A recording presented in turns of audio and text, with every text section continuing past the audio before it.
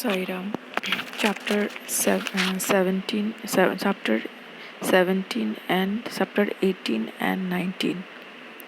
How Hemant Pant was accepted and blessed. Stories of Mr. Sathe and Mrs. Deshmukh encouraging good thoughts to friction, variety in Upadesh, teaching, readings, slanders, and remuneration for labor. In the last two chapters, Hemant Pant described how a rich gentleman aspiration for peak Brahma Jnana was treated by Baba, and now in these two chapters he describes how Hemant Pant himself was accepted and blessed by Baba, how Baba encouraged good thoughts and fructified them, and gives his teaching regarding self-improvement, slander, and remuneration for labors. Preliminary. It is a well-known fact that Sadhguru looks first to the qualification of his disciples and then gives them suitable instructions without unsettling their mind in the least, and leads them on towards the goal of self-realization. In this respect, some say that what the Sadguru teaches or instructs should not be divulged to others.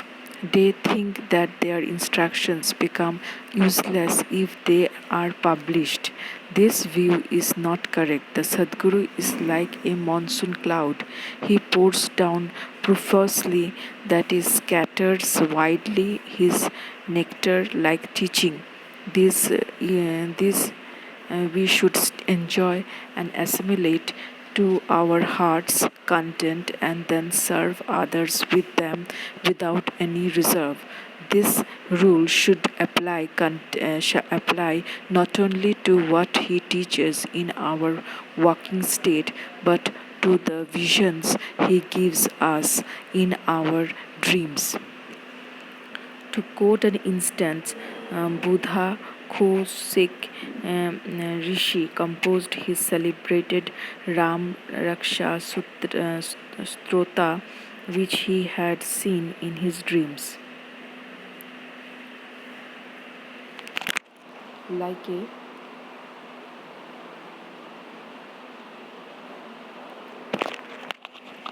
a living mother forcing by bitter but wholesome medicine down the throat of her children for the sake of their health, Sai Baba imparted spiritual instructions to his devotees. His method was not veiled or secret, but quite open. The devotees who follow his instructions got their object. Sadgurus like Sai Baba open our eyes of the intellect and show us the divine beauties of the self and fulfill our tender longing of devotion. When this is done, our desire for sense objects vanishes. Twin and fruits of viveka, discrimination, and vairagya, dissipation or non-attachment, come to our hands. The knowledge sprouts up even in the sleep. All this we get when we come in contact with Saint Sadguru, serve them, and secure their love. The Lord, who fulfills the desires of his devotees, comes to our aid, removes our troubles and suffers, and makes us happy.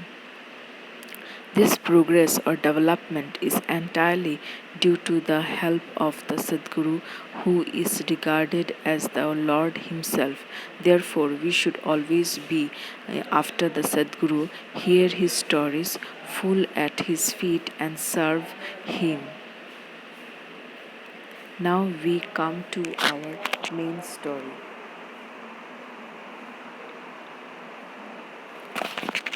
Mr. Sathe. There was a gentleman, Mr. Sathe, who had attained some publicity many years ago during Crawford regime, which was put down by Lord Rhea and the then governor of Bombay.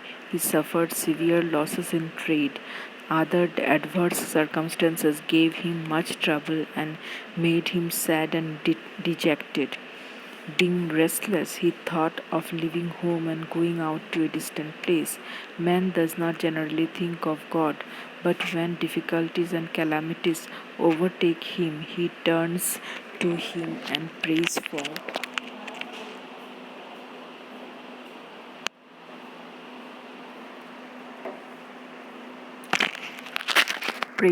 relief. If his evil actions have come to an end, God arranges as his meeting with a saint who gives him proper direction regarding his welfare. Mr. Sathe had similarly experienced.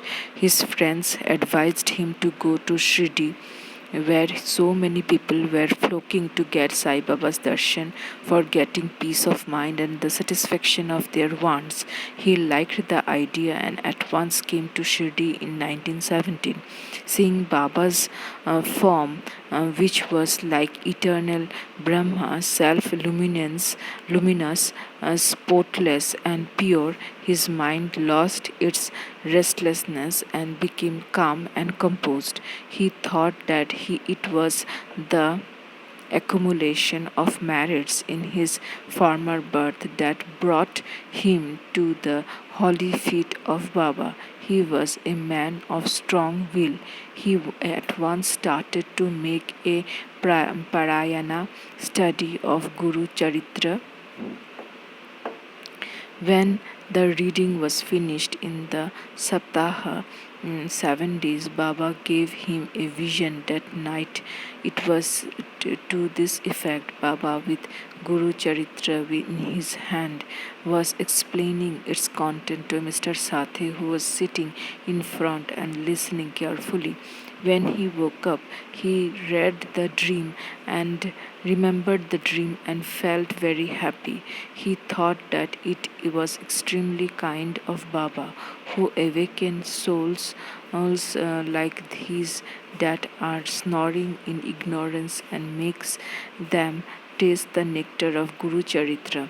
Next day, he informed Kaka Sahib Dikshit of his vision and requested him to consult Sai Baba regarding its meaning and significance, whether one saptaha quick week's reading was sufficient and or whether he should begin again. Kaka Sahib Dikshit, when got a suitable opportunity, asked Baba Deva, "O God, what did you suggest to Mr. Sathe by this vision, whether he should stop or continue the Saptaha? He is a simple devotee, his desires should be fulfilled, and the vision explained to him, and he should be blessed." Then Baba replied, "We should make one more Saptaha. He should make one more Saptaha of the book. If the work be studied carefully, the devotee will become pure and will be benefited. The Lord will be pleased and will secure him from the bondage of mundane existence." At this time, Hemant Pant was present there. He was shampooing Baba's legs. When he heard Baba's words, he thought in his mind as follows: "What? Mr. Sathe read for a week only and got a reward, and I am reading it for 40 years with no result. His 7 days stay here becomes fruitful, while my 7 years stay, 1910 to 1917, goes for nothing. Like a chetak bird, I am ever waiting for the merciful cloud Baba to pour its nectar on me and bless me with his instructions." So sooner did this thought cross his mind, Baba knew it then and there. It was the experience of bhaktas that Baba read and understood all their thoughts, and that he suppressed the evil thoughts and encouraged the good ones.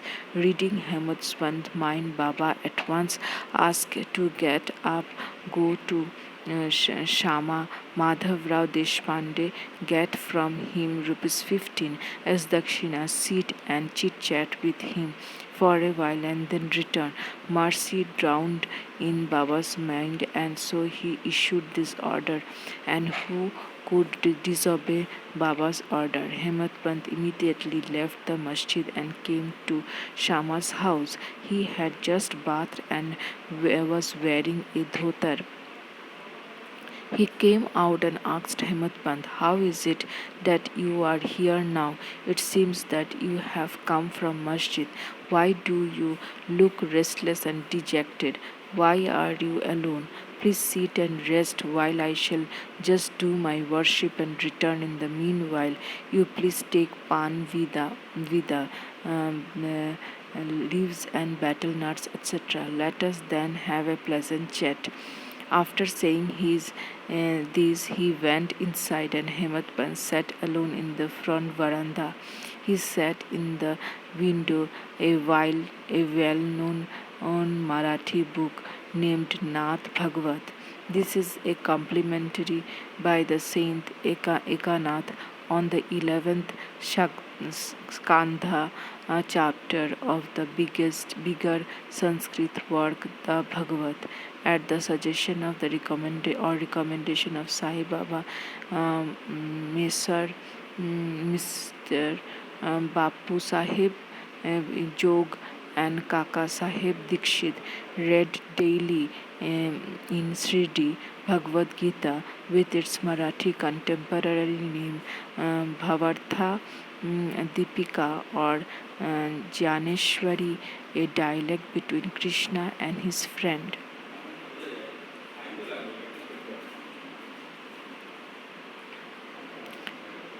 Devotee Arjuna, and Nath Bhagavat, a dialogue between Krishna and his servant devotee Uddhava, and also Ekanath, other big work with Bhavartha Ramayana. When devotees came to Baba and asked him certain questions, he sometimes answered them in part and asked them to go and listen to the reading of the above mentioned work, which are the main treatises of Bhagavad Dharma. When the devotees went and listened, they got full and satisfactory replies to their questions. Hemant Pant was also used to read daily some portion of the book Nath Bhagavat. That day he did not complete the daily portion of his reading, but had left it unfinished in order to accompany certain devotees who were going to masjid. When he took up the book from Shama's window and casually opened it, he found to his surprise that the unfinished portion turned up.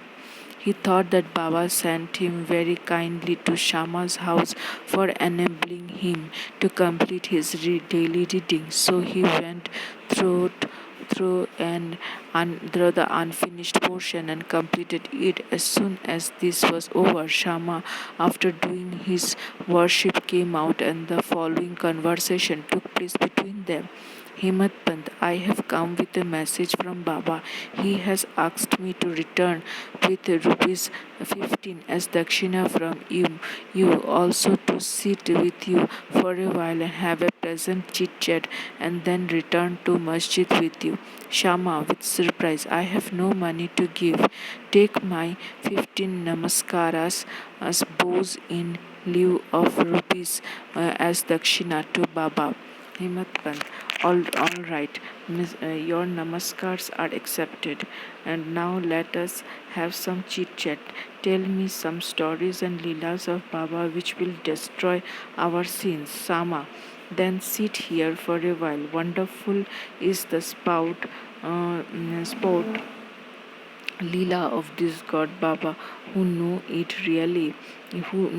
already. I am a village rustic, while you are an enlightened citizen.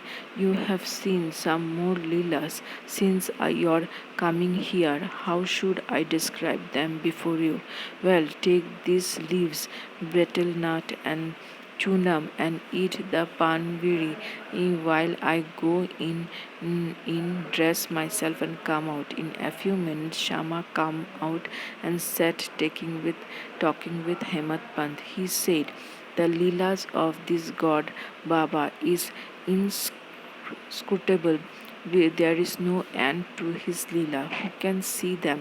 He plays no or spouts with his leelas. Still, he is outside of unaffected by of them. What do we rustic know? What does not Baba himself tell stories? Is why does he sends learned men like you to like fools like me? His ways are inconceivable. I can only say that they are not human. With this preface, Shama added, I now remember a story which I shall relate to you. I know it personally. As a devotee in resolute and determined, so is Baba's immediate response. Sometimes Baba puts the devotees to severe test and then gives them upadesh instructions as soon as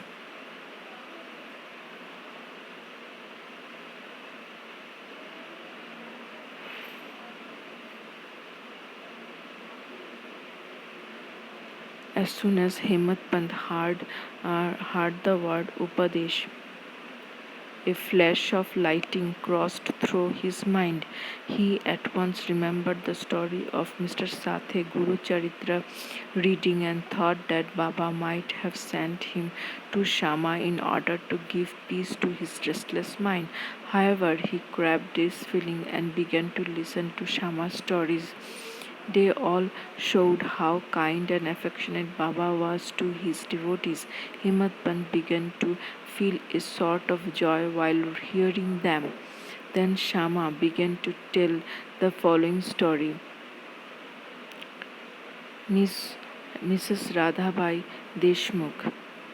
There was an old woman by the name Radhabai. He was the mother of one Keshava Deshmukh. Hearing Baba's fame, she came to Shirdi with the people of Sangamnar. He took Baba's darshan and was much satisfied. She loved Baba intimately and resolved in her mind that she should accept Baba as her guru and take some upadesh from him. She knew nothing else. She determined to fast herself unto death as long as Baba did not accept her and give her any upadesh or mantra.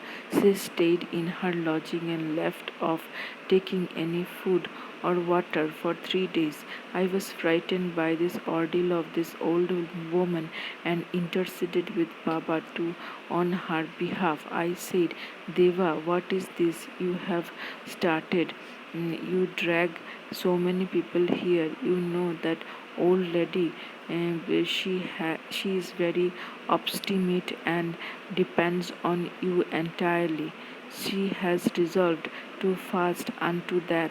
If you do not accept and instruct her, if anything worse happens, people will blame you and say that Baba did not instruct her and consequently she met her death. So take some mercy to on her, bless her and instruct her. On seeing her determination, Baba sent for her, changed the turn of her mind and by addressing her as follows.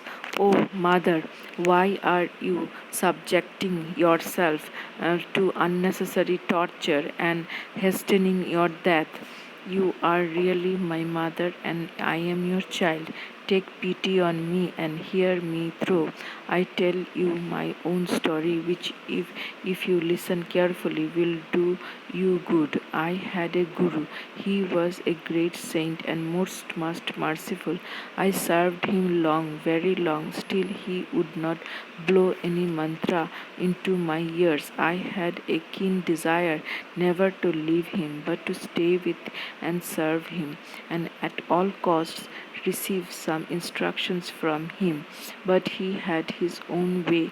He first got my head shaved and asked me to peace as dakshina. I gave the same at once. If you say that as my guru was perfect, why should he ask for money, and how should he be called desireless? I replied plainly that he never cared for coins. What had he to do with them? His two P's were number one, farm, faith, and number two, patience or perseverance. I gave these two P's to or things to him, and he was pleased. I resorted to my guru for 12 years. He brought me up. There was no dearth of food and clothing. He was full of love and like he was full love incarnate. And how I can describe it? He loved me most. Rare is a guru like him. When I looked at him, he seemed as if he was in deep meditation, and then we both were filled with bliss. Night and day, I gazed at him with no thoughts or of hunger and thirst. Without him, I felt restless. I had no other object to meditate, nor any other thing than my Guru to attend. He was my sole refuge. My mind was also fixed on him. This is one piece dakshina. Saburi, patience or perseverance, is other piece. I waited patiently and very long on my Guru and served him. This saburi will ferry you cross the sea of this mundane existence. Saburi is manliness in man. He removes all sins and afflictions, rid of calamities in various ways, and casts aside all fear, and ultimately gives you success. Suburi is the mine of virtues, consort of good thought, nishtha, faith, and suburi, patience, are like twin sisters loving each other very intimately. My Guru never expected any other thing from me. He never neglected me but protected me at all times. I lived with him and was sometimes away from him. Still, I never felt the want or absence of his love. He always protected me by his glance, just as the tortoise feeds her young ones, whether they are near her or away from her on the other side of the river bank. By her loving looks, O mother, my Guru never taught me any mantra. Then how shall I blow any mantra in your ears? Just remember that Guru's tortoise like loving glance gives us happiness. Do not try to get mantra or upadesh from anybody. Make me the sole object of your thoughts and actions, and you will no doubt attain Paramartha, the spiritual goal of life. Look at me wholeheartedly, and I in turn look at you similarly. Sitting in this masjid, I speak the truth, nothing but the truth. No sadhanas, none, nor proficiency in the six shastras are necessary. Have faith and confidence in your Guru. believe fully that Guru is the sole actor or doer. Blessed is he who knows the greatness of his Guru and think him to be Hari, Hara, and Brahma, Trimurti incarnate. Instructed in this way, the old lady was convinced. She bowed to Baba and gave up her fast. Hearing this story carefully and attentively and marking its significance and appropriateness, Hamad Pant was most agreeably surprised seeing this wonderful Leela of Baba. He was moved from top to toe. He was overflowing with joy. His throat was choked and he was not able to utter a single word. Shama, on seeing him in this condition, asked him, "What is the matter with you? Why are you silent? How many innumerable leelas of Baba shall I describe?" Just at that time, the bell in the masjid began to ring, proclaiming that the noon worship and the arati ceremony had begun. Therefore, Shama and Hemant Pant hurried to the masjid. Bapu Sahib Jog had just started the worship. The women were up in the masjid and men were standing in below in the open courtyard, and they were all loudly singing the arati in chorus as to the accompaniment of drums. Shama went up, pulling Hematpant with him. He sat to the right and Hematpant in front of of Baba. On seeing them, Baba asked Hematpant to give the dakshina brought from Shama. He replied that Shama gave namaskaras in lieu of rupees and that he was there in person. Baba said, "All right, now let me know whether you both had a chit chat, and if so, tell me all that you talked about." Not minding the sound of the bells and drums and chorus songs, Himmat Pant was eager to tell what they had talked and started to narrate it. Baba was also anxious to hear, and so he left the bolster and leaned forward. Himmat Pant said all that they talked about was very pleasant, and that especially the story of the old lady was most wonderful, and that on hearing it he thought that his Leela was inexplicable. And under the guise of that story, he really blessed him. Baba then said, "Wonderful is the story. How were you blessed? I would like to know were everything in details from you to tell me all about it." Then Himat Pant related in full the story which he had heard a little while before, and which had made a lasting impression on his mind. Hearing this, Baba was much pleased and asked him, "Did the story strike you, and did you catch its significance?" He replied, "Yes, Baba, the restlessness of my mind has vanished, and I have got true peace and rest and come to know the true path." Then Baba spoke as follows: My method is quite unique. Remember well this one story, and it will be very useful to get the knowledge, realization of the self dhyana meditation is necessary. If you practice it continuously, the victories, his thoughts will be specified, and being quite desireless, you should meditate on the Lord who is in all the creature, and when the mind is concentrated, the goal will be achieved. Meditate always on my formless nature, which is knowledge incarnate, consciousness and bliss.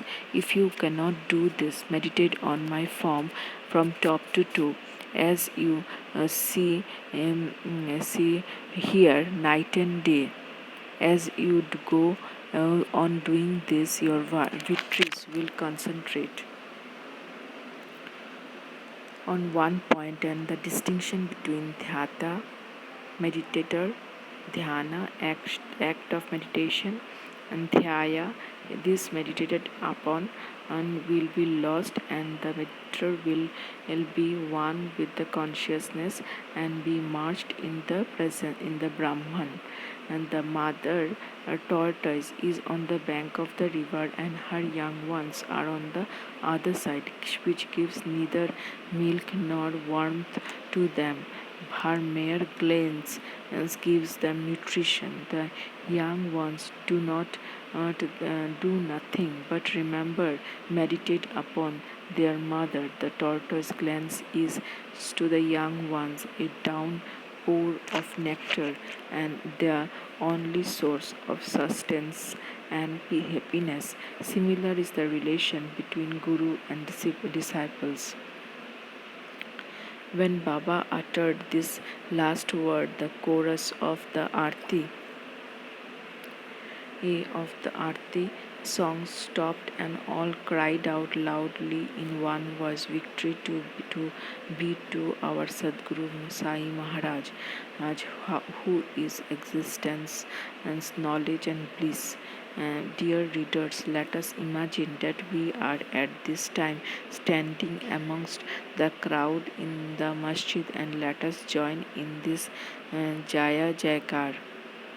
After the Aarti ceremony was over, the prasad was distributed. Baba Sahib Jog advanced as usual, and after saluting Baba, gave his a a handful of sugar candy. Baba pushed all this quantity into the hands of Himmat Pant and said to him, "If you take this story to heart and remember it well, your state will be sweet as the sugar candy. All your desires will be fulfilled and you will be happy." Himmat Pant bowed before Baba and implored, favor me like this, bless and protect me always." Baba replied, "Hear this story, meditate on it and assimilate its spirit. Then you will always remember and meditate on the Lord. You will manifest Himself to you." Dear readers, Himmat Pant got prasad of sugar candy and he now get the prasad. We now get the prasad of the sugar candy or nectar in this story.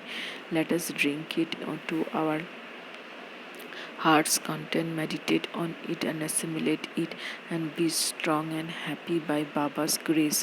Amen.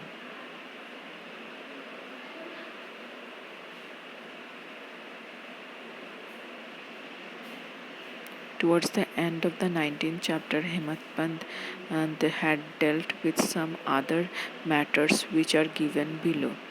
Baba Baba's advice regarding our behavior. The following words of Baba are general and invaluable if they are kept in mind and acted upon. They will always do you good, unless there is some relationship or connection. Nobody goes anywhere. If any man or creature come to you, do not discourteously drive them away, but receive them well and treat them with due respect. Sri Hari, God, will be certainly pleased if you give water to the thirsty, bread to the hungry, clothes to the naked, and your veranda to the stranger for sitting and resting. If anybody want any money from you and you are not inclined to give, do not give, but do not bark at him like a dog. Let anybody speak hundreds of things against you. Do not resent, and by giving any bitter reply. If you always tolerate such things, you will certainly be happy. Let the world go topsy turvy. You remain where you are, standing or staying in your own place. Look on calmly at the show of all things passing before you.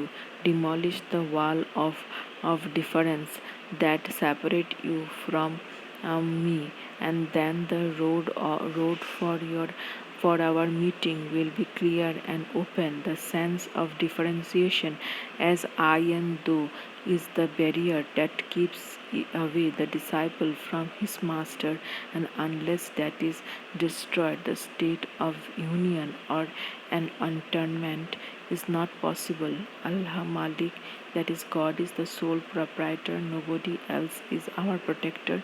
His method of work is extraordinary, invaluable, and instructable. He will be done, His will be done, and He will show us the way and satisfy our our heart's desire. It is our account of renewal, former relation, that we have come together. Let us love and serve each other and be happy. He who attained the supreme goal of life is immortal and happy. All others merely exist, that is, live as long as they breathe. Encouragement, good thoughts of friction. Fruition. It is interesting to note how Sai Baba encouraged good thoughts. You have to surrender yourself completely to Him with love and devotion, and you will see how He helps you off and on in so many things. Some saints has said that when you get a good thought immediately after awakening from sleep, and if you develop the same afterwards during the day, your intellect will be unfolded and your mind will attain calmness. Himatman wanted to try this. On a one Wednesday night before going to bed, he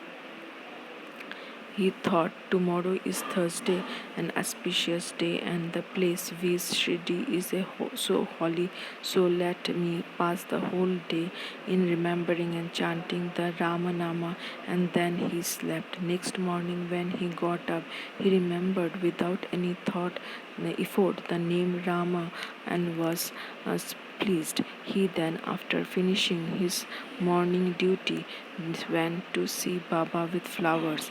When he left Dikshit's Vada and was just passing Booty Vada present Samadhi Mandir, he heard a beautiful song that was being sung nicely by one Aurangabadkar in the masjid before Baba. The song was once Guru Kripajan and Payo Mere Bhai, etc., by Ekanath, in which he says that he got collyrium in the form of Guru's grace, which opened his vision and made him see Rama in and out, in sleep and dream and waking state, and everywhere.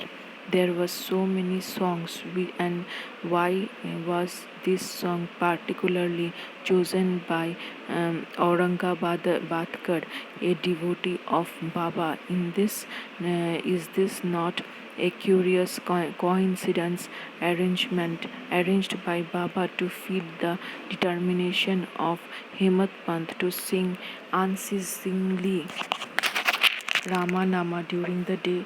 All saints agreed on and laid stress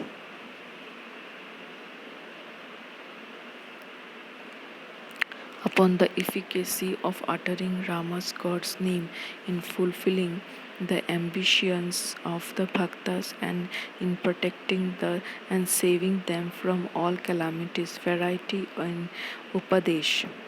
Slanderer condemned. Sai Baba required no special place nor any special time for giving instructions. Whatever any occasion demanded, he gave them freely. Once in it so happened that Bhakta of Baba revealed another behind his back before other people. On leaving aside merits, he dwelt on the faults of his brother and spoke so sarcastically that the hearer were disgusted.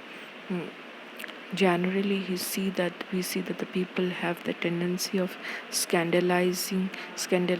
scandalize others unnecessarily, and this brings on hatred and ill will.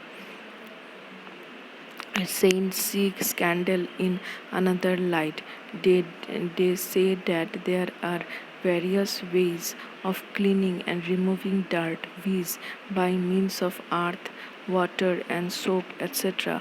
But scandal monger has got a way of his own. He removes the dirt, faults of other by his tongue. So, in the way of obliges the person whom he reveals, and for this he is to be thanked. Sai Baba on had his own method of correcting the scandal monger. He knew by his omniscience what the slanderer had done, and when he met him at noon near the Lendi, Baba pointed out to him a pig that was eating fleeth near the fence, and said to him, "Behold how with what relish it is gorging dung. Your conduct is similar. You go on revealing your own brethren and to your heart's content. After performing many deeds of merit, you are born a man, and if you act like this, will Shirdi help you in any way?" Needless to say that the Bhakta took the lesson to his heart and went away. In this way, Baba went on giving instructions whenever necessary. If these are born in our mind and acted upon, the spiritual goal realization is not far away. There is a proverb which says, "If there be my Hari, a God, Lord, he will feed me on my coat." This proverb is only true in respect of food and clothing, but if anyone trusting in this sits quiet and does nothing in spiritual manner, he will be ruined. One has to exert himself to his utmost for attaining self-realization, and the more he endeavors, the better for him. Baba said that he was omnipresent, occupying land, air, country, world, light, and heaven, and that he was not limited. To remove the misunderstanding of others, of those who thought that Baba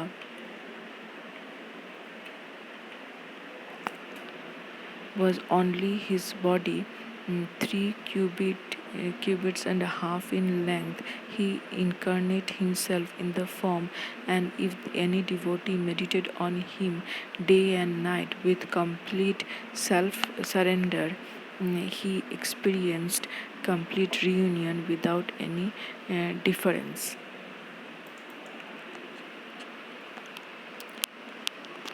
With sweetness and sugar, waves and seas, I and its lustre. He who wants to get rid of the cycle of birth and death should lead a righteous life with his mind calm and composed. He should always engage himself in good action, should do his duties and surrender himself heart and soul to him. He need not then be afraid of anything. He who trusts him entirely hears and expounds his leelas and does not think of anything else is sure to attain self-realization.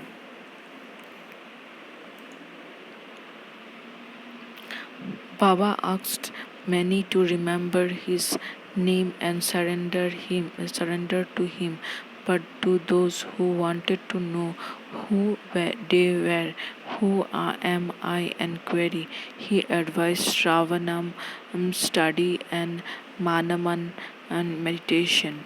And to Some he advised remembering God's name, to others hearing his leelas, and to some worship of his feet, to others reading and studying Adhyatma